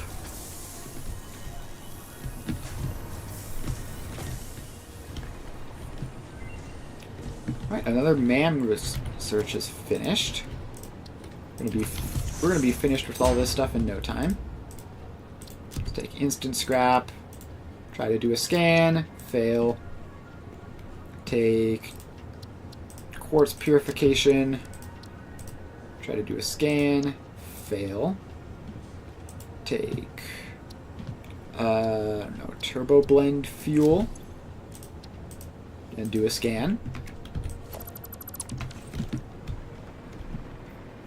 Alright. Sulfur tractor, where are you? Aha. There you are. Now the sulfur's going real... Gosh, it moves real quick on these Mark V belts. Just basically instant. And since it was only waiting on that, and I believe the production time is fairly quick, we should see batteries coming out any second. Any second.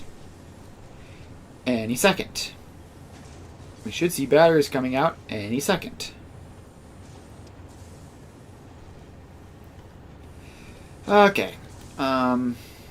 Is something going wrong, or is it just a slower process than I expected?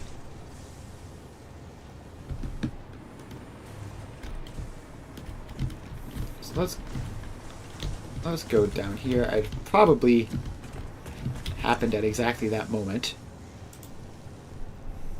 Alright. The sulfur just took a while because there's probably Mark I belts mostly inside. Yeah, that makes sense. Alright, battery production is a go.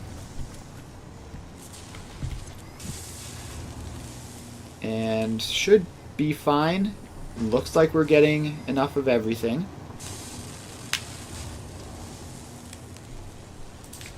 And obviously the batteries are being exported fast enough, obviously. Only 30 a second. So now we just get to fill up all this nonsense.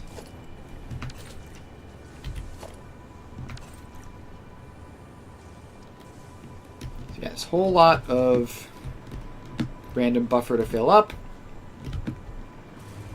30 a second is not the quickest in the world as far as production speeds go. Or 30 a minute. Gosh, if it were 30 a second, that would be great. So we're gonna let these buffer up. And then I guess we'll try to replace a portion of the fuel network with batteries. And see how well that goes for us. They should be substantially more powerful than packaged fuel and last way longer. Which means we shouldn't need as many of them. And we're using like, what was it, 100 and... We were using like 90 something total packaged fuel across the entirety of the city, both sides. So we have a third as many batteries as we were using packaged fuel. Actually, is that a thing that I can check, actually? Batteries... Does it say energy value 6,000? Packaged fuel is energy value 750. So theoretically, this battery production should be enough for just everything always, if that's how that works, which I don't know if it is.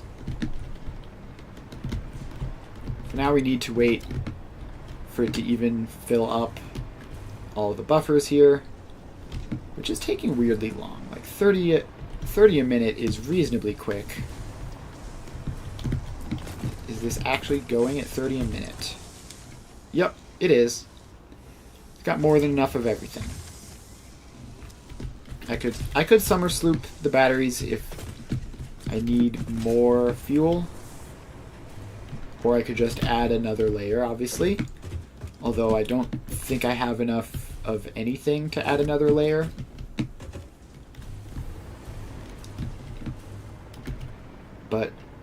batteries are starting to fill up.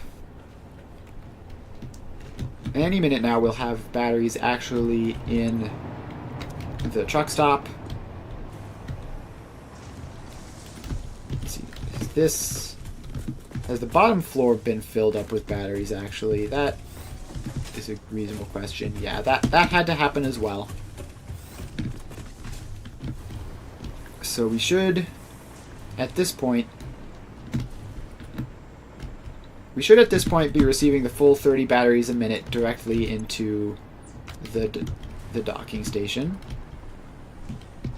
Like, we're literally one away from it, looks like. Yes. Alright, there we go. Alright, so I think I want to let them back up a little bit more. Just for the sake of not exploding everything. Like, by trying to swap to batteries when I do not have anywhere near enough batteries to feed everything. So we're gonna let the batteries back up until they're at a point where they can actually, like, export at 30 a minute, like, for a consistent amount of time. In the meantime, let's check on canister-related situations. So if we go down here, this is the canister supply for the post-interface city. And it is looking pretty healthy. It's not at max capacity yet, but it's doing pretty dang well. And obviously is filling up slowly but surely. So there's no real worries on that side. That should be more than enough canisters. So now let's jump into the old city's canister storage and see how it is faring. Keeping in mind that it is responsible for filling that entire new canister storage as well. So no crisis. Those are all looking good. And yeah, it's looking like this is almost at the point where it's full even. Like, we're very, very nearly, yeah, and we actually now are at the point where it's blocking new production because it just simply has enough canisters already. So that is huge. It's a very good news. In part because I was using summer sloops to accelerate canister production during that crisis. So now I can take summer sloops out of all of these constructors. And that's 4 summer sloops reclaimed. And done. Now, the next thing I want to do is I would really like some of these slower producing things like crystal oscillators to have like any substantial backlogs at all, ever, which is seemingly not happening at the moment. So let's find the crystal oscillator production and see if we can help it out a little bit. I believe it's right here. No, that's Deuterium. This is crystal oscillators. It's 2-floor, and I believe it's using... it's 2-floor. It has manufacturers, probably. Yeah, so... I mean, fixing this is going to require a lot of summer sloops, and I don't know where all of mine have gone. So that's at 100%. Let's just check for 100% efficiency first. Yep. Alright, and then let's throw in some summer sloops to try to speed that up. Because it is actually getting to the point where it might be a problem, like my dimensional storage might run out of these. I'm just going to toss my entire summer sloop supply into making those better.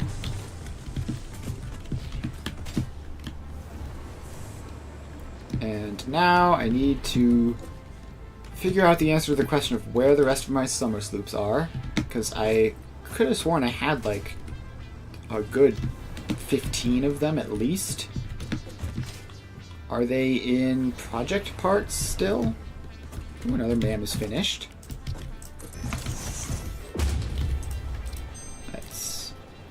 Let's do that. Take bleached copper ingots and radio control system, because that might actually be something that I want, and then do another scan. We're almost once again at the point where we have every single relevant hard drive scan. Alright. So let's check. Smart plating's production is completely just evaporating as quickly as it gets made. Computers. Alright. The backlog of computers and heavy modular frames has been successfully created. Are these outputs filled? Yes, that one is. This one isn't filled, though. So modular engines are filled. The other ones aren't. Let's just investigate. That's still running at 100%. So now let's loop around to see if the modular engines are summer slooped. Alright, modular engines not summer slooped. Top floor modular engines, hopefully also not summer slooped. Let me in this tiny door. Alright, no summer sloops there either. Now let's do a quick check of this, see if it is summer slooped. Obviously not going to be that floor, it's going to be, I guess, this floor. No? Was that all on one floor? Was it just a really efficient floor? Yeah, it was. Alright. No summer sloops there either. So where else could it be? I have no idea where all of my summer sloops have gone. Somebody please help. I think I might be able to find them using the save editor thing. Like, I think that'll show me where summer sloops are. God, the crystal oscillator supply is so miserable. It's just not anywhere close to filling any of those. Let's check versatile frameworks. There might be a summer sloop or two in here.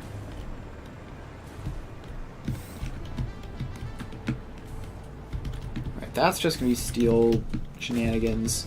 It's going to be on the bottom floor.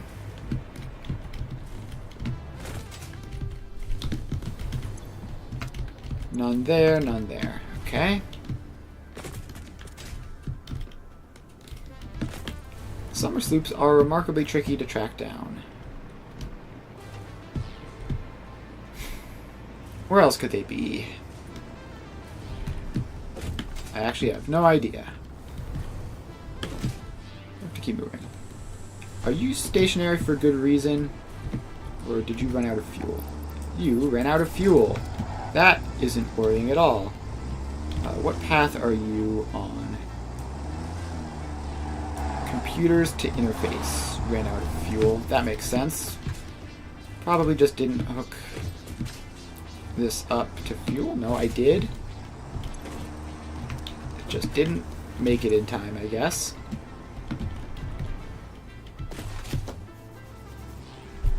Alright, well, that's going to be a bit of a blow to my computer stockpiles. But at least it is a fix. Alright, now we've spent enough time wandering around that by this point, the whatchamacallit, the battery supply should be at least, like, not embarrassing. We don't need infinity batteries. We just need a good couple of stacks so that we can take some stuff off, so that we can like put it on belts and into fuel buffers. All right, how are you going? Stack and a half. All right, is that because of any particular problem? No, all the inputs still are present. All the inputs are present, and production is still kicking along at 30 a minute. It's just a bit slow. They stack to 200, unlike packaged fuel, which stacks to 100. Alright, so if we were to attach this to a Mark 1 belt, it would last for 5 minutes, but actually would last for 10 minutes because it would be getting 30 a minute in. And so that would be then a total of 600 batteries by the time it started going down to 30 a minute output, which isn't terrible. It's not the worst at all. Let's, I guess, the first fuel that can be hooked up to this is itself. There you go. Congratulations.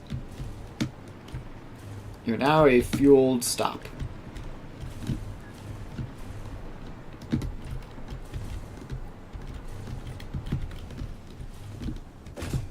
Alright. What to do? I think we just hook up a couple random things. Just like a couple random truck stops to the battery supply and see what happens. So, we take these batteries from here, bring them down to this. And we need to make sure not to make the belts too fast, otherwise weird things might start happening. Alright, so then now we have that. So yeah, let's take just these 3 first and swap them over to battery power.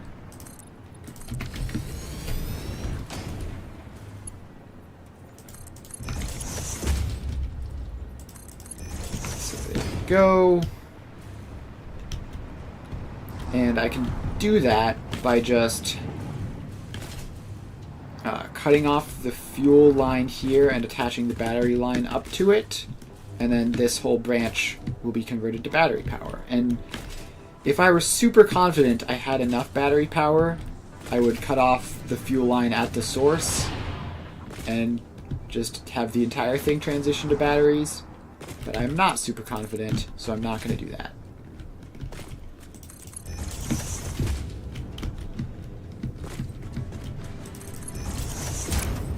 So let's run the belt along, get the battery starting to move.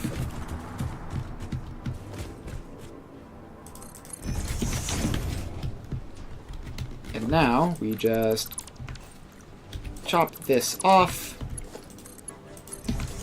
and put that in instead. Now we head over here, and the batteries now get to start moving along the belt. So the question will be, how much fuel is this even being used? Like, that's copper ingots, so it's definitely using some fuel. And I think that's also aluminum stuff over there, which is also definitely using some fuel.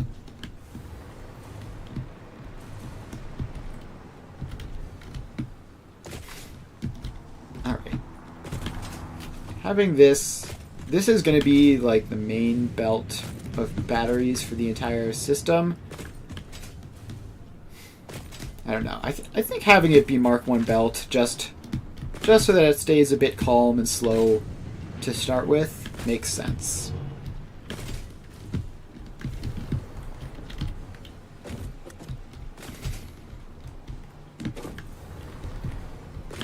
So that the batteries can saturate half of a Mark 1 belt, which is not a lot, but it is something.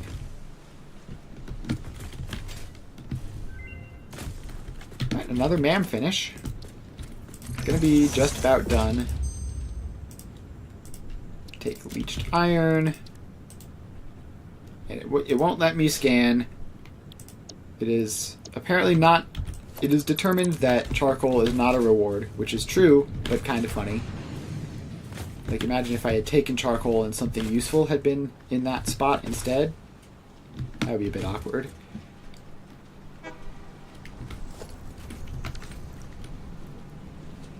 So yeah, the fuel here is definitely being used slowly but surely. I'm going to accelerate it by just manually removing fuel from these lines and seeing what happens.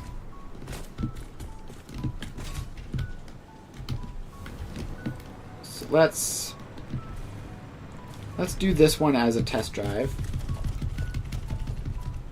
So we just run down this line, take all the fuel off of it so that it'll go empty sooner.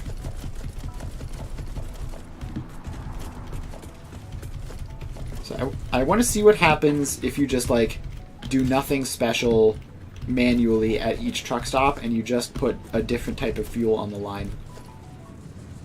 I want to try that first, because if it switches conveniently, then that would be great. And I have very, very low hopes for it switching conveniently, but you never know. It might happen.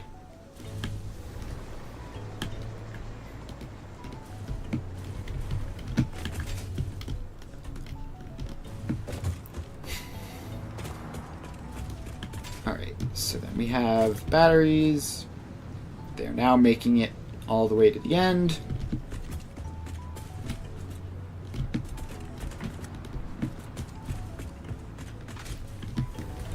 Alright, so that's this truck stop here, right? Right. Alright, so now I can pull even more fuel off of the belts by standing here and grabbing. Actually, I should just go as far in as possible, just because I want this experiment to be relatively quick. Can I access the fuel belts from here? No, they snap in. They snap in perfectly, so I can't grab fuel off of them like that.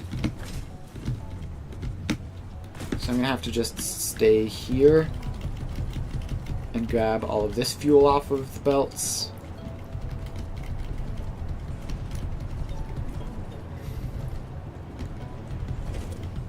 Alright, let's do that. And here come the batteries. And do the same thing on the other side. The batteries should start showing up there as well. Yep.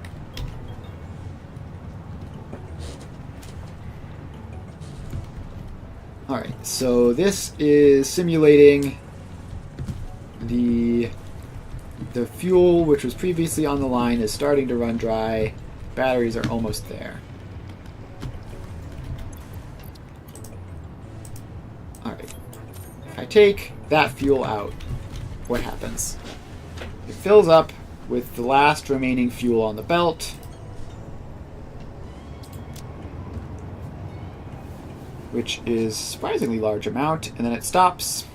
So the next thing is going to be another battery. So at this point, if the last fuel gets used, then this starts filling up with batteries. And what happens? What happens to the truck as it passes? Does it pick up batteries for fuel and just carry both around with it? Or does it just not pick up any fuel and eventually get stuck. What is this? Bauxite input. Alright. I actually want this to be done at this side, probably.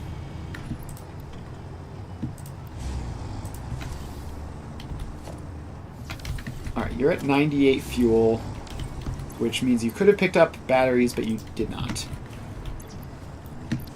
Alright, that answers that question. We're going to have to manually remove fuel from every single tractor and replace it with batteries. That kind of sucks. Not gonna lie, that is annoying.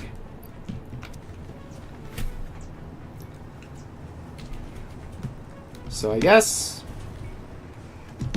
that can probably just be a job for off-stream. Like, that's going to take ages, and it's going to be literally just me sitting around at truck stops waiting for trucks to show up, and then jumping in and replacing their fuel real quick. The alternative, I guess, I could just like let everything break and then fix them all then, but that seems like a bad idea for a number of reasons.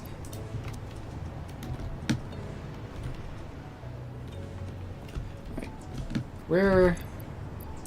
Where are the tractors that use the aluminum ingots?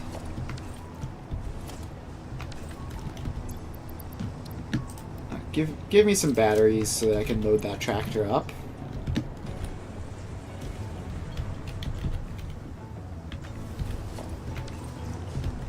You're the bauxite. Actually, hang on. Okay, no. I was just seeing things. I thought for some reason that it was working when it clearly wasn't.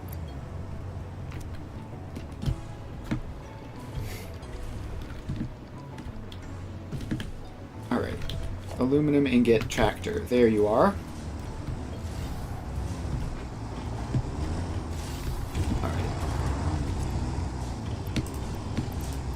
Alright, give you fuel, and then you can get sorted back on your way.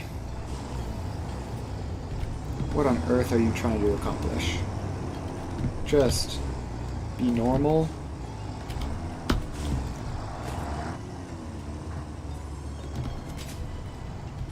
Alright, there we go. That is one tractor successfully converted to batteries.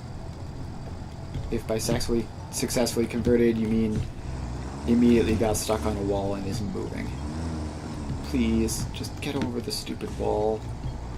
There you go. Have fun. Go live your life as a green, eco-friendly vehicle with 200 batteries. That's so many. The number of batteries it takes to fill up a tractor compared to the amount that I expect them to use is insane.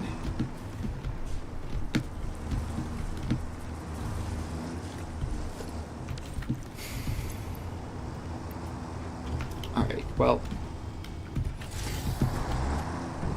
I guess while this tractor is literally right here, do I have a single battery in my inventory? No, I don't. Alright, so that's going to be another thing that I need to do in order to fix this, is I just need to have batteries in my inventory to give the tractors. I need to not run out. And realistically, like, I only need a couple. Like, batteries should last, 1 or 2 batteries should last them an entire cycle, which should last them to get back to the next stop.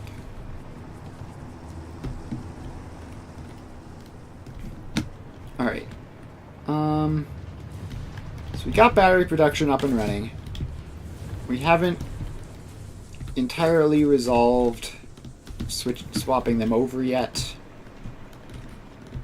So we still have these 2 truck stops to deal with. These are all obviously both running purely on fuel still. But we're making progress. I'll make the proper swap over off stream, and I'll see you yeah, I'll probably just end the stream early here. There's going to be a fair amount of off-stream work to do to get this running properly, and it's going to be very boring, and I don't want to subject you to that. So, yeah, that should be that. Somewhat exciting news, depending on how you count it as exciting news. I am going to be playing a new game tomorrow. I have given up on Magic the Gathering. It's just not been fun recently. So, I think I'm going to play Foundry, which is also a 3D factory building game, which is sort of the kind of thing that I enjoy the most. So, I'm going to try that out, see if I enjoy it. Might also try out Factorio at some point, which would be an obvious decision as well. But yeah, so tomorrow I will be playing a brand new game and seeing what that's like, so make sure to catch me for that if you're interested in factory building games in general. Other than that, so yeah, that'll be tomorrow, obviously, 2 to 5 Eastern Time, as usual. Make sure to follow me if you haven't